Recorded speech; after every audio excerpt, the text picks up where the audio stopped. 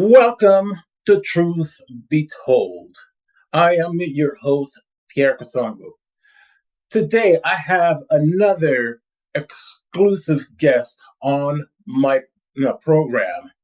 She is a multiple award winning serial entrepreneur and pharmacy owner.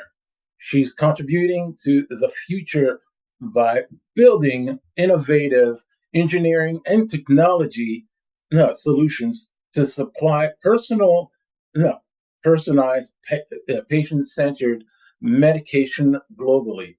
Please welcome Morẹ nikẹ, Ọláòṣebìkan. Welcome to the show. Thanks, Pierre. I feel welcome, and you did really well pronouncing my name. Well, you know how stressed I was just getting it right. Just out of respect, I really wanted to make sure I get that right. You know, now I have to tell you, back in August, specifically August 23rd, I was watching CTV News with my mom, and there was a new segment about the drug shortage for kids, specifically Tylenol and and Advil, ibuprofen, and then who shows up on the screen of all people? That would be me, because I've been talking about the fact that these shortages aren't rocket science to resolve. It just requires a few of us putting our minds, getting resourceful and creative. And so, yeah, it was an opportunity to actually give an example of how we could be part of the solution. It's a bird. It's a plane. It's Morẹ nikẹ. So now the design for superhero is lab coats. Yes. I was just listening to the radio, just specifically CBC. I was I was hearing the concerns of parents calling in, and they were concerned about the shortage of medicine that that were an issue for their children, Yeah. because they were coming in. So this obviously is this is something that goes right along your alley. It's a hot button topic. It's been a problem for a decade.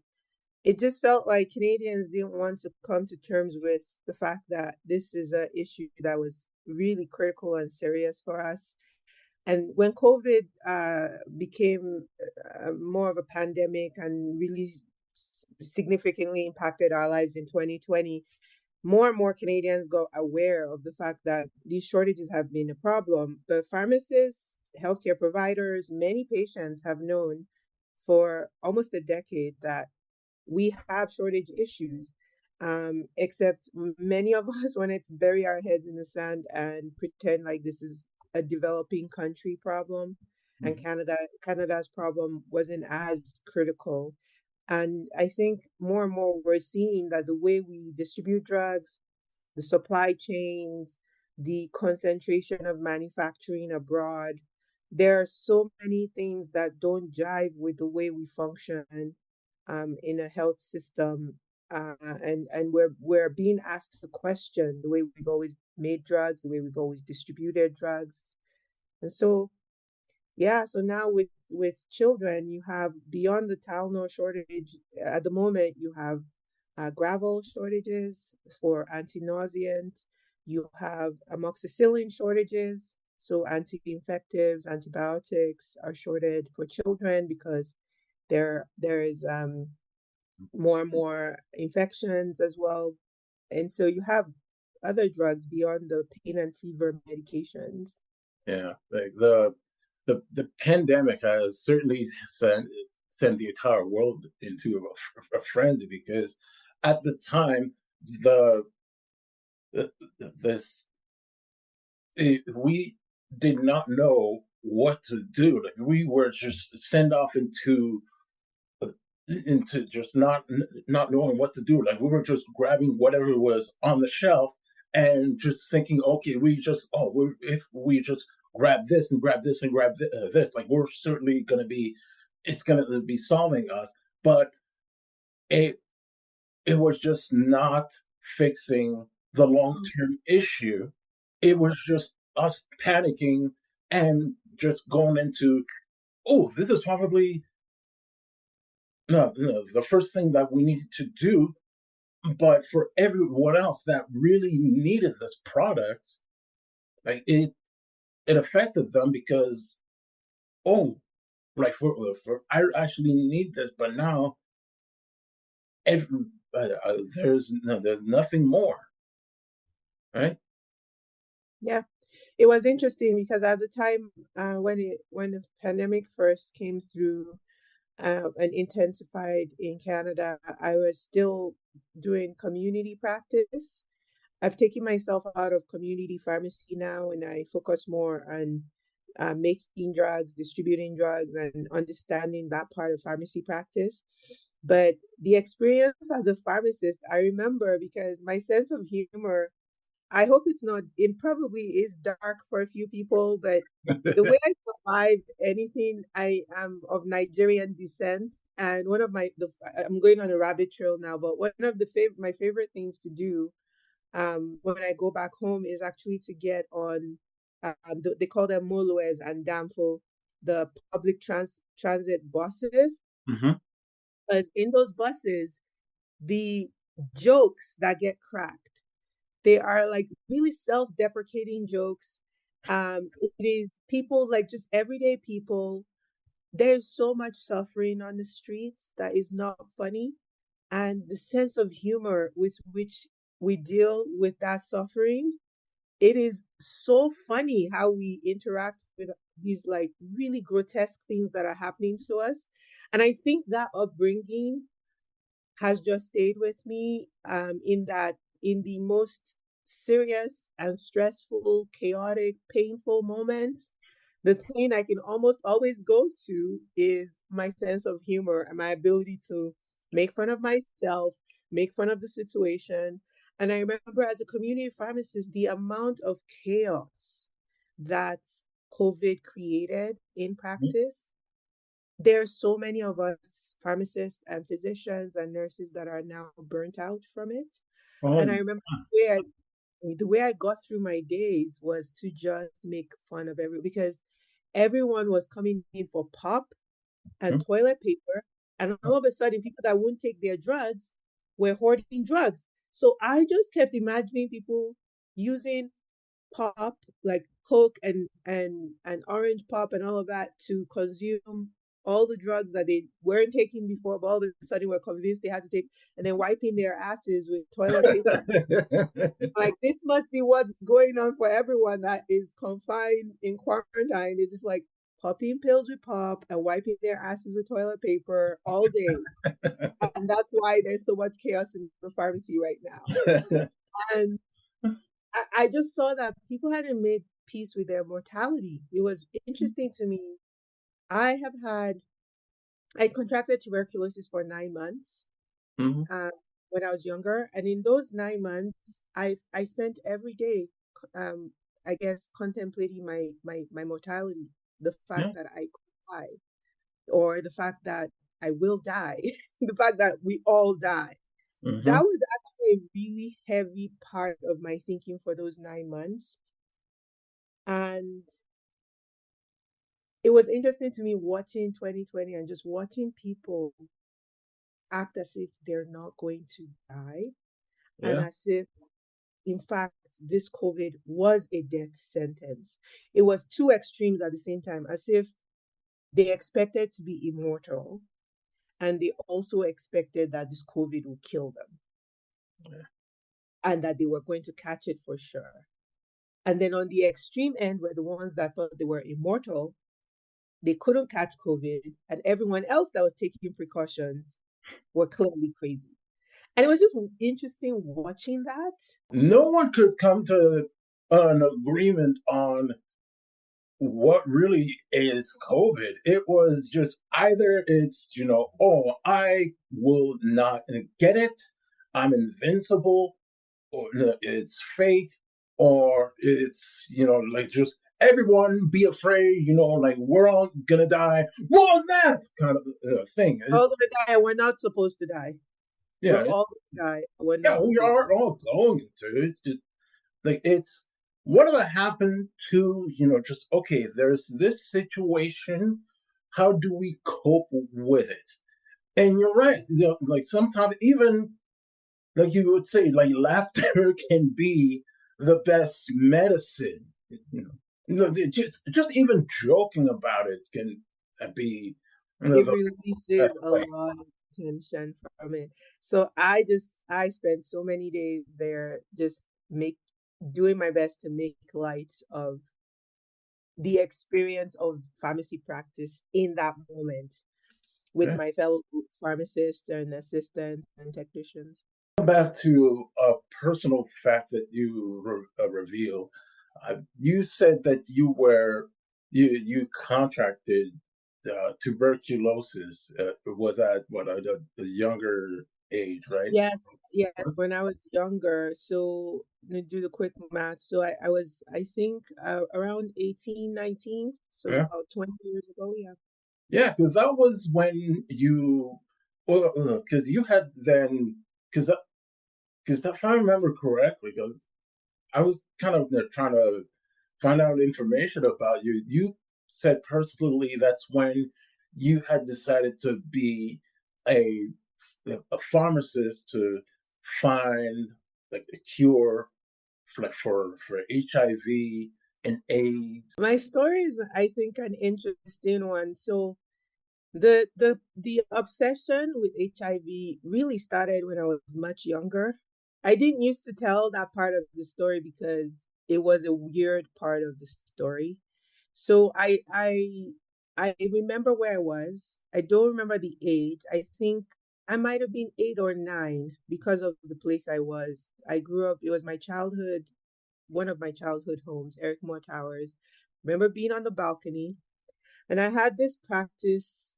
I guess I call it practice now, but at the time, what it was this weird thing. I wanted to look like my mom. I wanted to wear glasses.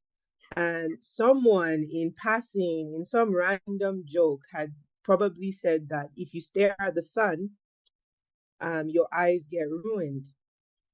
And so you shouldn't be staring at the sun. So what I would do is I would stand on this balcony and I would stare at the sun for like a long time because I wanted to ruin my eyes. I was successful, I guess, What? or whatever, because I ended up having to have glasses. And, and one of the days I'm on this balcony staring at the sun, I had this weird thing, like an epiphany. And the initial thought was that I would find the cure for HIV. Now you can understand why this is a weird thing to say, right? Like it's this 8-year-old. Why are you thinking about HIV? You're staring at the sun. It just has too many weird, mystical, cryptic, like baggage associated with it to say. And it's also really grandiose because what I know now about viral infections, Hmm. there's one viral infection that has a cure. Yeah, So running around saying, I want to find a cure for HIV yeah. also has this grandiose element to it. So I never used to say it. But what then happened was I contracted tuberculosis Hmm. and much later in my late teens. And then the place I went to get my treatment, because in African countries, tuberculosis is an opportunistic infection that's really closely linked with HIV. They had a lot of people living with HIV. Hmm. So, because my father is a physician and very well connected, I wasn't required to go every day to get my treatment, but I would go every month. And every month I would see all the people that in Nigeria, and Nigeria is one of the higher incidence and prevalence of HIV. I would see all these people different ages, different genders, like backgrounds. And I would see like this sort of resource deprivation in the place we were getting our drugs, and just the standard of care that people were getting. And that left a mark that I couldn't forget. Um, and so when I was done that, I got my visa, I came to Canada. I always kind of held it in mind that I wanted to be part of the solution for HIV. I wanted to find ways to meaningfully change things on the continent around HIV. And yeah, that's the backstory to some of my work. Yeah. Yeah. That grandiose view of life, it's it's still beautiful because you wanted to be part of a, like you said, you wanted to be a part of a solution, and that's exactly what you did. You know, like you were, being diagnosed with tuberculosis. I almost mispronounced it. And then look at where what you, and then you move on to, well, to become to become a pharmacist, to to Kemet. Not to mention, of course, in university, Ribbon Rouge. There's major in the initiative where you have the event where you would raise money for HIV and AIDS, and it included music, fashion, arts. Yeah. Yeah, you remember? Like, how did you get started on Ribbon Rouge? Like, to give background on how Ribbon Rouge started. Yeah. So yeah, I wanted to donate money towards HIV relief, and I'm a student. I'm an international student. There are fewer people that are broker than international students by the time you're done paying all your tuition and everything. And so I definitely didn't have money to send back to African countries, but I could sew and I could paint. And I had really great friends like you and a whole bunch of like just enthusiastic college students. And I remember like people actually helped me sew the very first batch of like people who have no clue about any kind of thing with clothing design. They helped me actually cut the pieces, stitch stuff together, and really amateur fashion art show that raised money, actually was profitable. I guess this is what we call a social enterprise now that we name things. But at the time, I didn't know that that's what we were doing, right? So it was just a bunch of students having fun, wanting to do good. And that's how Ribbon Rouge started. They started from this naive thinking that money would fix the problem of HIV. And not only that money would fix the problem of HIV, but that we could make enough money with the arts. And one of those pieces, including this jacket. I noticed that. I was looking at that. Almost 14 years later, it still fits. I'm jealous. And the whole time, wait, here, are you wearing a Ribbon Rouge jacket? You totally Yes, of course. How can I not be keeping that jacket? Like, I actually, I'm gonna take a photo. Because I've been thinking about this whole time, like, is Pierre actually wearing a Ribbon Rouge jacket? Yes. What, you think I was going to show up to us getting together and not wear it? Come on now. And, there was another orange one that I wanted to buy, and I think I modeled in that too for you. Never, no, but I never got to buy it. It as well. Yeah, but yeah, and actually there was 2 years I modeled for your fashion show, and then there was that one year, the 2009. Uh, that yeah, I was that's the one where I got nervous. This is one way the men had to strip their tops or take their Oh, shirts. I was not in charge. whose idea was this? This was the year we let Yomi Marcus up putting her on blast. Do you know how nervous I was? Like before the show, I was just like, "Oh God, So funny. The year it was Yomi Marcus. There were a couple other people, but I can't remember the other people. I remember Yomi for sure was in charge that year. And I wasn't because I was doing my pharmacy rotation in Calgary. And this is the year that we had the guys actually take their tops off and flex their oh." muscles. It was awesome. This Uh, is great. on the plus side, it actually felt nice. Women screaming for me, but for the right reasons. We did it for love. We did it for HIV. We did it for health. For global health. Exactly, for love, for HIV.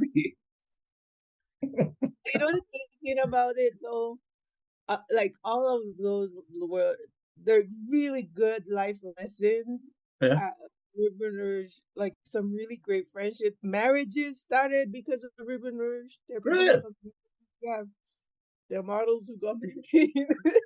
um, and I learned so much because I started out, and I think this is one of my big life lessons is to just start, even even if you don't know how you're gonna do something, you are not like actually doing it is Mhm. is the way. And I think that's really hard for people to get. Like if something is a deep desire, a deep passion, an inexplicable thing that you just really want, Mhm. just do. Just start. Start somewhere because the doing is actually the learning. Mhm. Because so I started out thinking, even though I wasn't clear on this, Mhm. that the way we were going to fix this problem that for whatever reason bothered me was to make money, right? Right. At some point I realized actually there's so much stigma. And I could relate to that stigma because when I had tuberculosis, I have a middle class upbringing for what that's worth. So I'm not in Nigeria, I wouldn't be considered, desperately poor. And I'm not considered exceptionally wealthy. I'm in a really thin section that's thinning out in a lot of African countries of the middle class, right? Mhm. And what this meant for me was I touched both sides in my friendships, in my family. And my middle class upbringing also meant there are some diseases you don't catch. Tuberculosis is one of them. Tuberculosis, with the way we see things, the sort of status way we see things, is the disease of people who who are in jail or who do drugs or who are on the streets or even cursed. And when you're socialized, you inculcate these god awful messages. And so I had a very high level of internalized stigma Yeah. where I just perceived judgment around this condition that I had, right? And I could relate to that. When I started to meet people with HIV in Canada, I started to see that it also disproportionately affects Black people, Indigenous people, men who have sex with men, as it's categorized. Um, and I started to observe that stigma too. So I could relate to something deeper around how we stigmatize. So then instead of becoming, let's use art to talk about stigma, let's use art to break down stigma. Yeah. And very soon we saw that actually there's laws. So Ribbon Rouge has gone from this fashion show. What Ribbon Rouge now is, it's an organization that employs almost 18 people, employs Black scholars to deeply understand why do we contract? What is the difference in how we are treated? Why is our health outcome disparate from others? What is the data? How can we fix that? How can we develop solutions? It's partnered with 3 universities, several millions of dollars in funding, partnered with the Public Health Agency of Canada. Can you imagine that fun amateur thing that we started? And I think the key lesson is just start. Through arts, through culture, that you learn about HIV and AIDS. You can get the resources that you need. You get the funds, and it doesn't have to be through such a gloom and depressing way. Yeah, yeah, you got it. Yeah, exactly. It can you can learn like learn through it in a fun and effective way. Like you can there are again, just as the resources are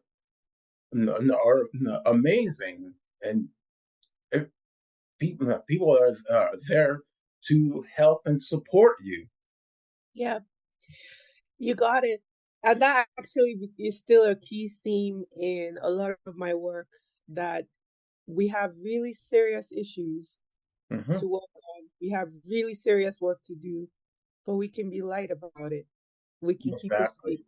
sweet. We can we can have humor. We can have fun. It can be the path to this great thing can be pleasurable.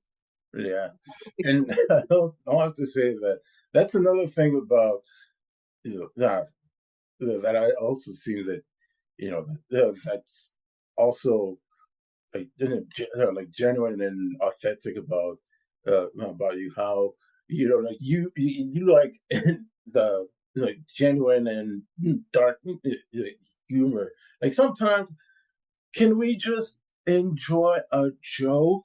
Do you think sometimes we've lost the ability to laugh? I Sometimes. think we really have lost the ability to be frivolous, to Hmm. see humor, to just see the light side of life. And more these days, the way we get really polarized about everything. It We're so polarized about Yeah, everything. we've actually, and because we've become so polarized, we've lost the ability to, most of all, be civil to each other. We've lost the ability to be kind, to be polite. Everything has to be a battle. Like everything has to be tribal. Like like you have to go digging into politics, and then it's, oh, you on that side, like, oh, like, go away forever, or you said this the wrong way, I'm gonna cancel you for good. You, Cancel culture, that's another one. Like oh it's God, like, something. It's really interesting to me because I'm someone who really wants to be authentic. I'm always wanting to find in the situation what is true for me, what is real for me. And I find that the situation we're in these days, there is so much pressure to fit certain molds. Like if you're left wing, you're left wing. If you're right wing, you're right wing.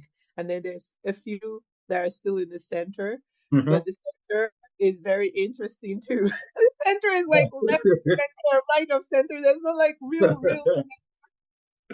Yeah, And this idea that if you're left wing in this way of thinking, then you like everything in life there. That was actually a thing I had to learn when I got here. I had to learn, okay, there's a group of people that they're left, there's some people that are right. And when they're right, this is how they answer gender questions. This is how they answer weather, climate questions. This is how they that was the thing I actually know I had to learn. I had to learn that people actually create these worldviews, create Mhm. these constructs, and then they make themselves fit into these boxes. And that's really fascinating to me because it's really hard to actually be authentic when you are feeling pressured into fitting these boxes, right? Yeah, Um, and that's what we do now. We just speak in these echo chambers. We hardly take the time to actually know ourselves. And we just keep replaying that and not really listening and not really talking. It's interesting. yeah. It's almost like you every time you have to, every time you talk, you have to be some crowd pleaser or walking on eggshells. You ever felt that way? Oh yeah. I am thankful that I pride myself on independent thinking, which Mm, is thank, a really thank interesting God. place. It's an interesting place because you just feel like you're shafted all the time. Like you just feel like you piss off everyone just gets pissed off in equal measure because you're not really trying to fit in anything. You're not really trying to fit in any of these worldviews. You're just like, this is what I actually really think on this matter. Yeah. Yeah. At one point, you have to just say, you know what? This is who I am. Take it or leave it, and just what I oh no. So just what haven't happened to rational thought? Just just go. Okay, I'm gonna be this way. I'm gonna be that way. If you can't accept my train of thought, hey, so be it. This is who I am. So deal with it. You know, and that it's really interesting you say this is who I am, deal with it. What I find to also be a pattern is that we don't spend a lot of time figuring out who we are. So self-knowledge isn't necessarily a thing that is inculcated in traditional schooling. Mm-hmm. It's not necessarily a thing that many parents teach their children because even most parents don't even know that you actually have to cultivate practices. There are rigorous practices that need to be cultivated for self-knowledge to actually have connection with who am I? What do I think? What do I feel? What do I sense in my body? What does that mean? Self knowledge is actually like a whole body of knowledge. And another thing that I think is really interesting about self knowledge, one of my friends, dear friends, mentioned this, and I find it to be true Yeah. that even in yourself, you are many, many, many, many, many, many, many, many entities. There are Yeah. so many passengers in your bus. That's the analogy we like to use. This idea of there are passengers in your bus, and it really depends which passenger is being activated at any point. And then there's growth and evolution, which means like these many, many, many, many entities that you can describe as self Mm-hmm. can all grow and they can all evolve. Some can, in the process of evolution, be cut out, and some can blossom. So that the peer I knew 10 years ago is really quite different from the peer I'm experiencing now. And then multitudes of who constitutes you in any given moment can be triggered, deactivated, activated, depending on what's going on in this moment. And so this idea of self as this solid, opaque, like one thing is also not true. Right. Yeah.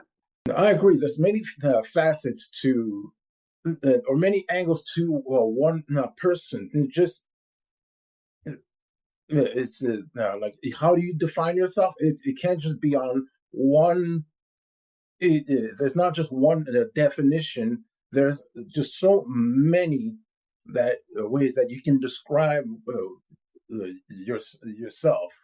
Humans are so much more complicated than we think. Like like, and when we come to terms with that, even with ourselves, it allows us to have grace. Mm-hmm. Allows us to not give everybody what they deserve. Yeah. Is grace. It allows to give people what they don't deserve, which is mercy. It allows us to function from compassion, from love. Because when you can recognize in yourself that you fall short in many ways, there is a truth to that that allows you to connect in a powerful way that's authentic. You can see in yourself the deficiencies you see in others. You can see in yourself the strength you see in others. You can see actually people are mirroring back to you your baggage and your strengths as well. You can see that in other people, and then you're able to, I think, really connect in a way that's really powerful, and heart centered. Yeah. You ever had like a moment in life where you you start living more like yourself than usual, and you just feel this weight just come off your shoulders? Yeah, yeah, I can give examples of that. So I owned a Shoppers Drug Mart, as you know, for a decade. Yeah. And while I was doing that, we were building Ribbon Rouge to become the entity that it now is. And somewhere in there, layered Kemet and started building this idea of transportable factories so that Africans can make their own drugs. And as I said, I've always known from when I was really young that what my life, why I'm here, Yeah. um, is to be a significant contribution to Africans when it comes to health and drug access, in particular HIV. So there's sort of this trickery in what I'm doing, this deception, where the the the messages I keep getting from the outside world is that this Shoppers Drug Mart thing is like a huge deal. You're 28, you get a store, you're I was barely a permanent resident when that happened. Like, it is like this wild thing that happens after I graduate, barely a permanent resident. Now I have 20 some people employed. Like, it's a thing, right? So the feedback I keep getting is this is a huge deal. And yet, when I finally picked up the nerve and courage to actually do what it was that was my childhood dream, oh my God, the relief, it just walking, and it is by all rational thought and calculation a stupid move. By all ways of calculating this thing mathematically, it does not make sense as the thing I should have done. In terms of if you're wealth accumulating and if you are thinking about, career and status and all the things that society tells you is real. And then when I actually sat with myself, this isn't what I'm supposed to be doing. this Yeah. isn't the thing. And the courage that it then took to be authentic was a lot. And at the same time, the relief when I finally like gathered up that courage. It's been really good. It's difficult. It's very challenging what I'm doing, and it's meaningful, and it fuels me, and I am joyful in it. Right? I can make jokes at terrible things that have happened to me. Yes. But yes, it is. It's fulfilling when we live our lives authentically. What was your purpose again? My purpose is to contribute meaningfully to dignity, love, health, well-being of people of African descent by providing access to drugs All right. and access to good quality healing and medications. I love what you do, Morẹ nikẹ. And I will say, just could Do you think that you're gonna get back to designing any more African clothing? Because I could use more than one jacket. And I mean, like you, I mean, trust me, I fell in love with this jacket. I could use some more design from you. Or jackets. You Because like know what, though? All jokes aside, there are three critical questions that I have, and three last questions that I have. The first being, what does living your truth mean to you? I find it means, first off, cultivating the practices to know who I am on a moment by moment basis, knowing that I grow, I evolve, I change, to know who that person is, to know all the passengers in that bus.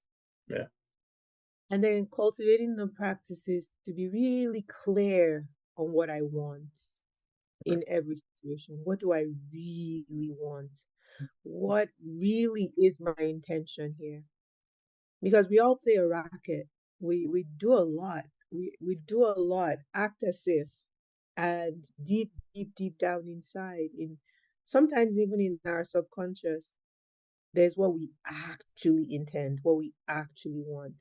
And for me, being true to myself is actually getting to that, figuring what that is, and then not betraying it, actually being real to that, not betraying myself, doing what that is, being what that is, living out that intention.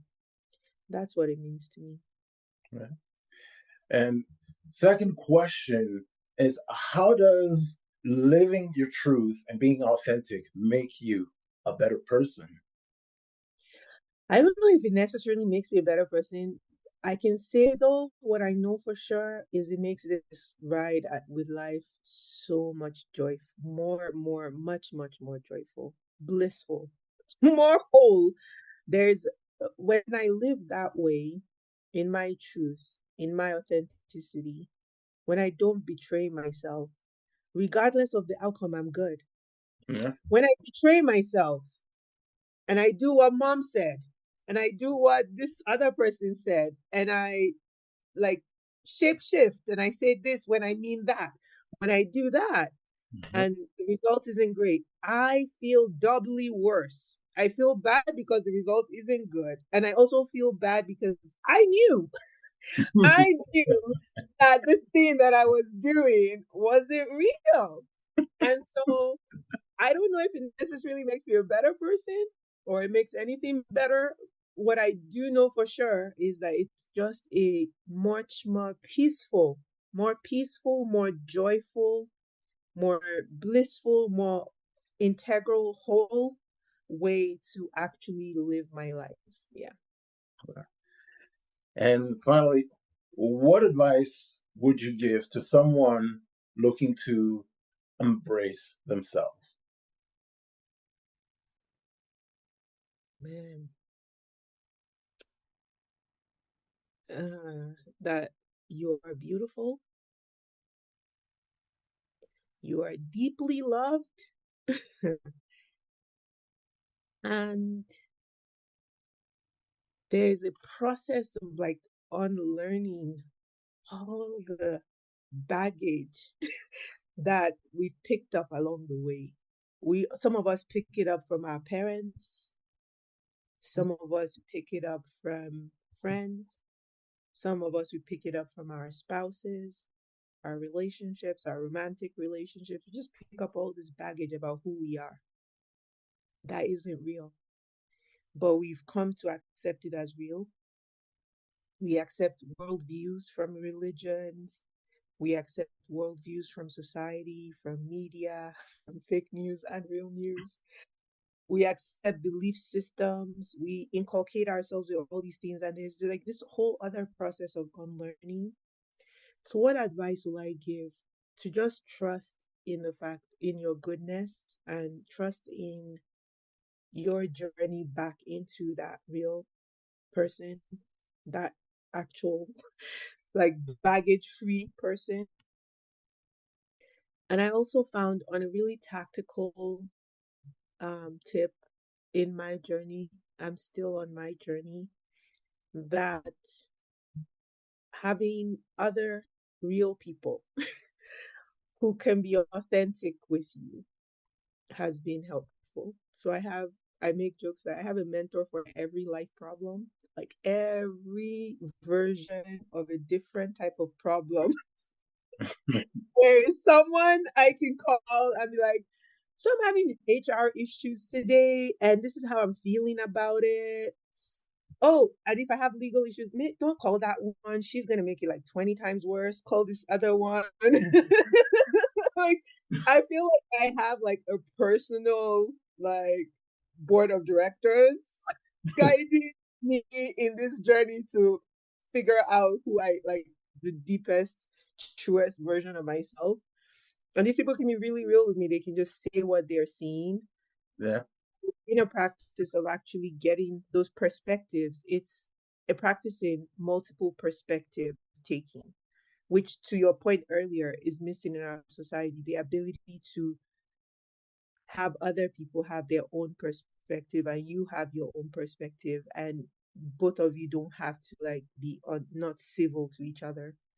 So actually having like people different perspectives in on me as I'm moving in that journey has also been really helpful for me. Words of Wisdom by Morẹ nikẹ. We try.